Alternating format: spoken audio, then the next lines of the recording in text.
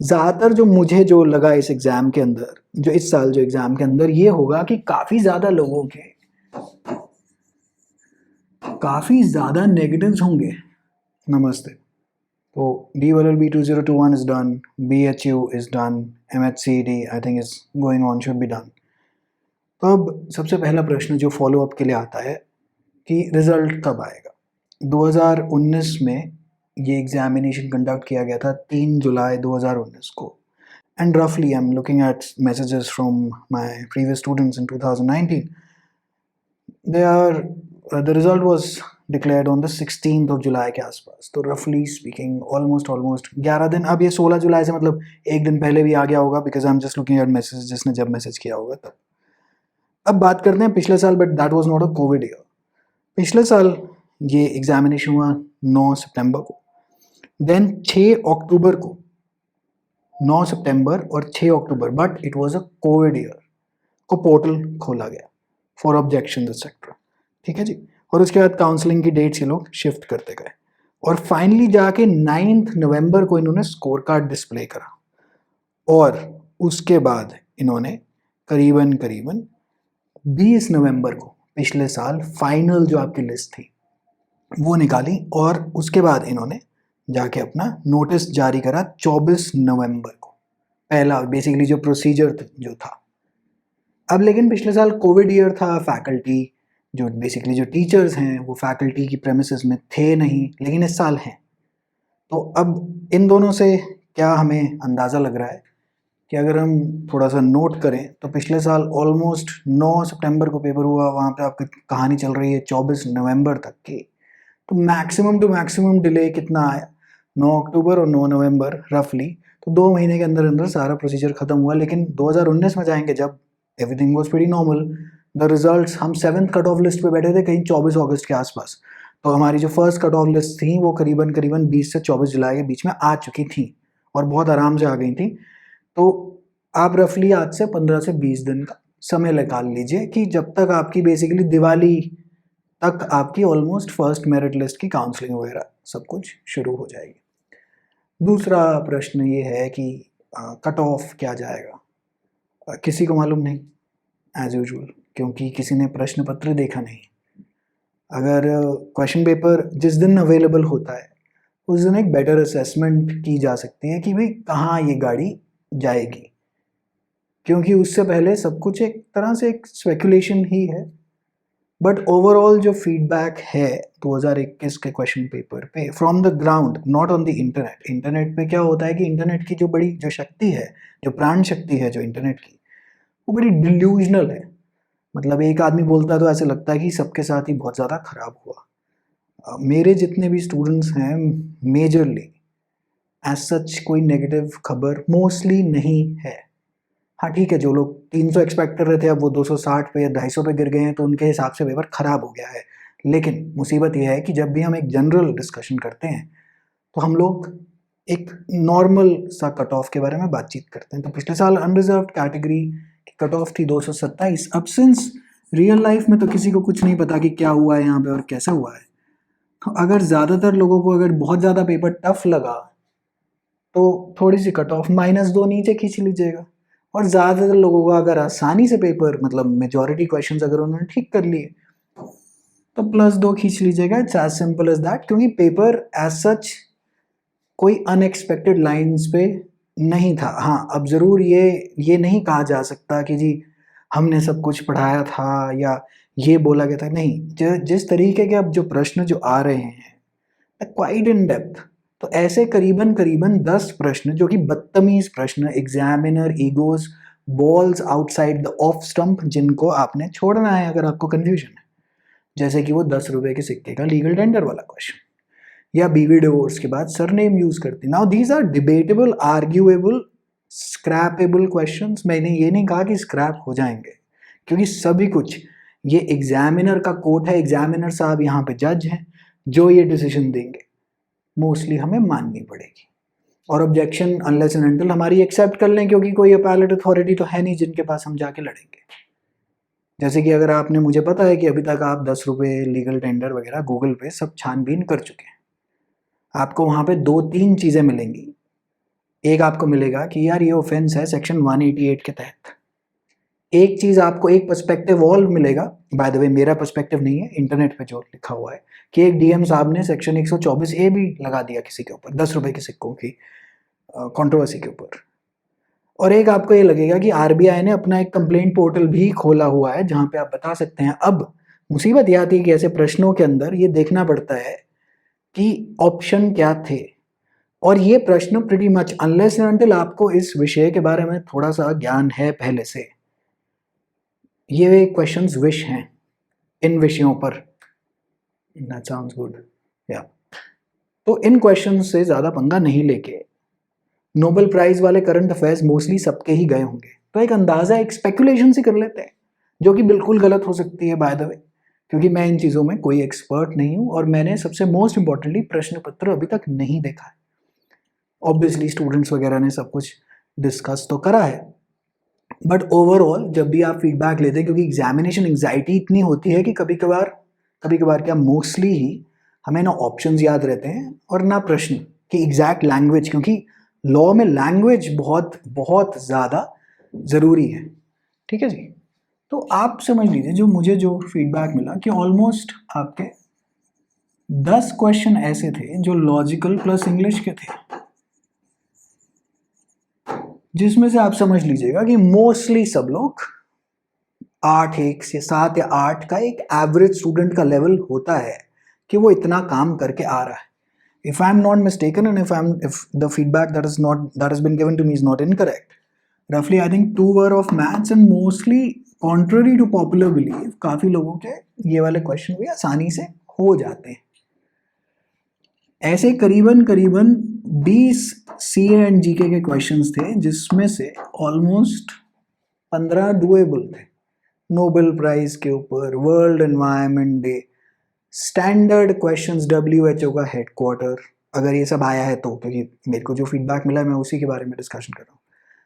And then certain 20 odd legal के questions like stuff such as copyright can be claimed in the case of fact, expression, method of operation, ऐसे कोई प्रश्न था, which is primarily speaking the answer should be ideally speaking expression, अगर ऊपर not शब्द ना दिया हो तो, because copyright is mainly given for works of expression.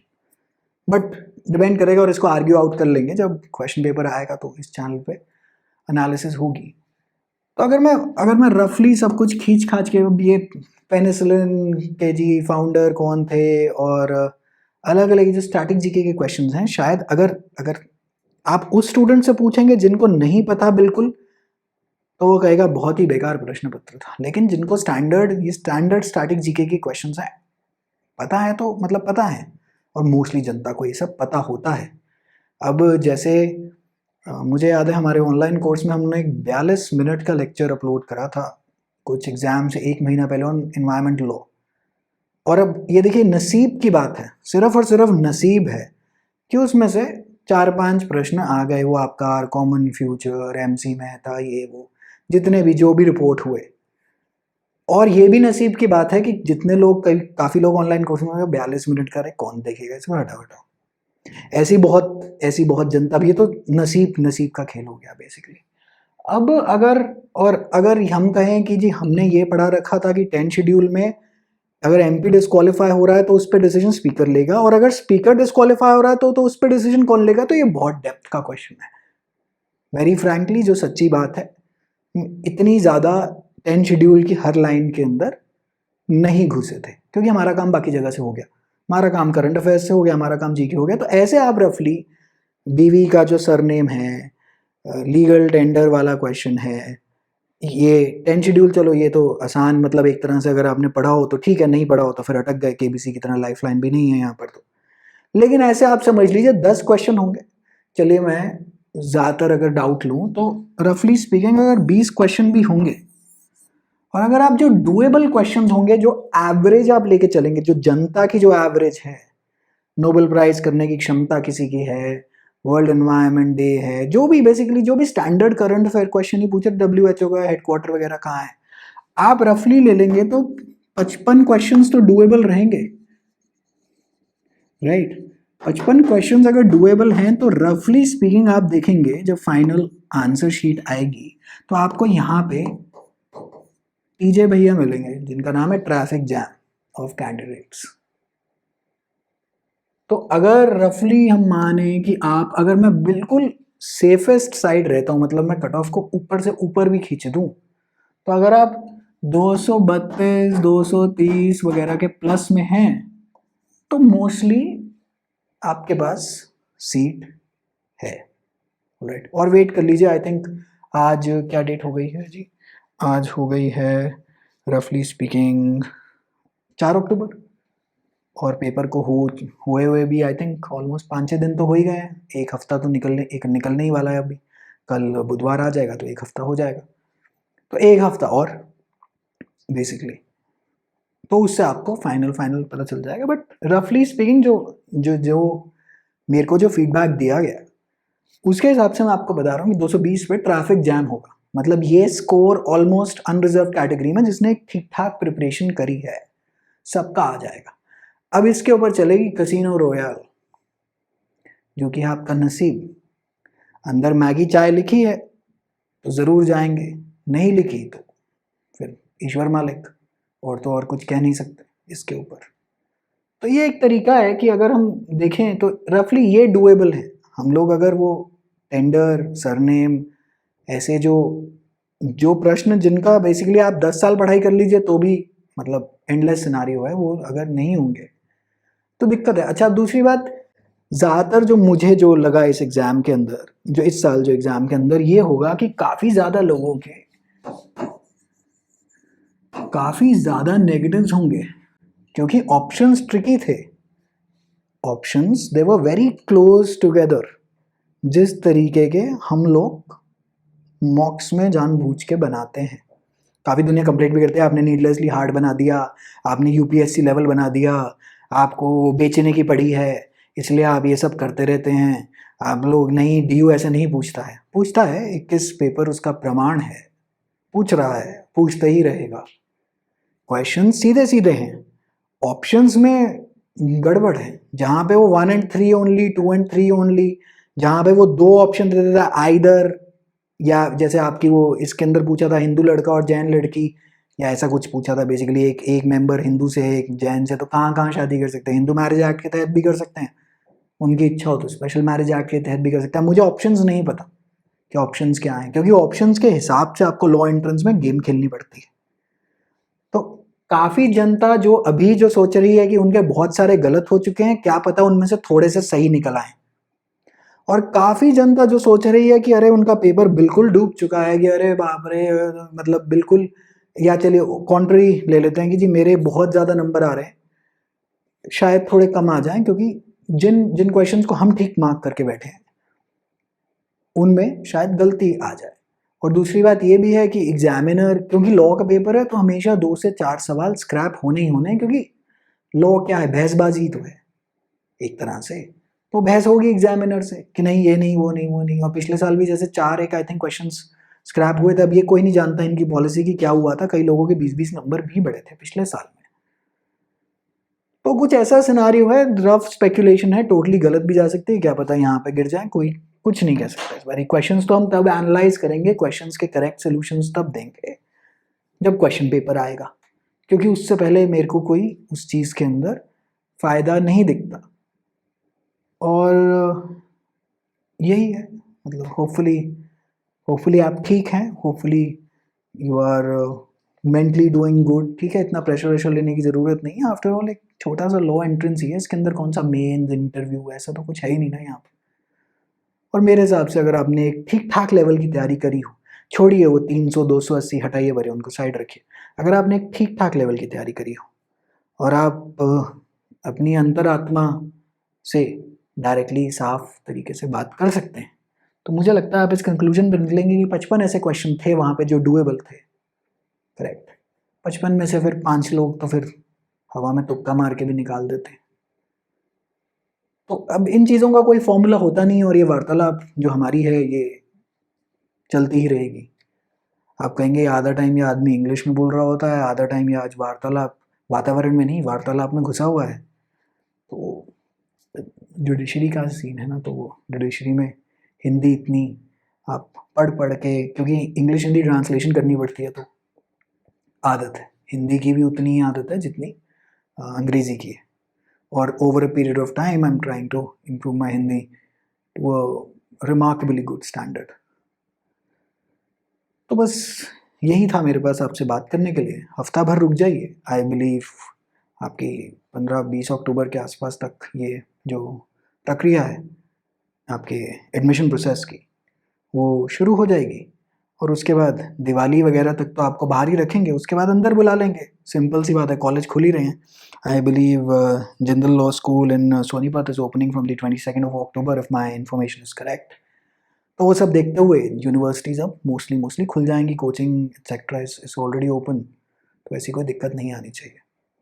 Alright, अपना ख्याल रखें, ज़्यादा एंग्शियस मत होइए। अब तो जो हो चुका सो हो चुका। अब क्वेश्चन पेपर एनालाइज करके भी एनालाइज तो अब बाद में करेंगे ना। अब तो जब क्वेश्चन पेपर आएगा तब एनालाइज करेंगे। उससे पहले अब तो हो गया, अब तो जो हुआ सो हुआ, ठीक है जी, क्योंकि अब उसको बदल तो सकते नहीं। तो देखते हैं अभी एग्जामिनर भैया क्या कहते हैं, और एग्जामिनर भैया क्या कहते हैं फिर हम ऑब्जेक्शन लगाएंगे, फिर देखते हैं फिर वो क्या कहेंगे। संशोधन होगा ना अभी एग्जामिनेशन, आपके प्रश्न पत्र का संशोधन, अमेंडमेंट होगी। तो जब अमेंडमेंट हो जाएगी फिर फाइनली वो आपको बताएगा कि भाई साहब ये हुआ है आपके साथ, ये हुआ है, फिर आप एडमिशन लेंगे और फर्स्ट सेमेस्टर में आप क्या बोलते हैं, गति पकड़ लेंगे, अगर आप ऐसा कर, मतलब ऐसा इसको फ्रेज किया जा सकता है तो। ठीक है जी, wishing you all the very best.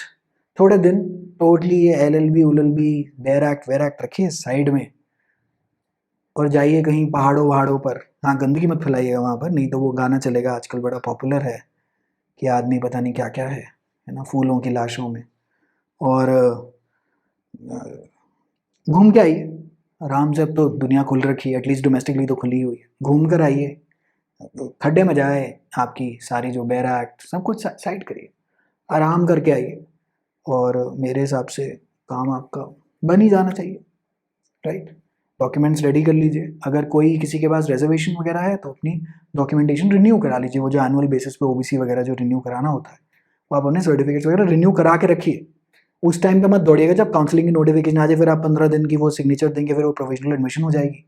नहीं, ऐसा काम आपने नहीं करना है, आपने पहले से तैयारी करके रखनी है, एंड आई बिलीव काम हो जाएगा। Alright, wishing you all the best again, take care, bye.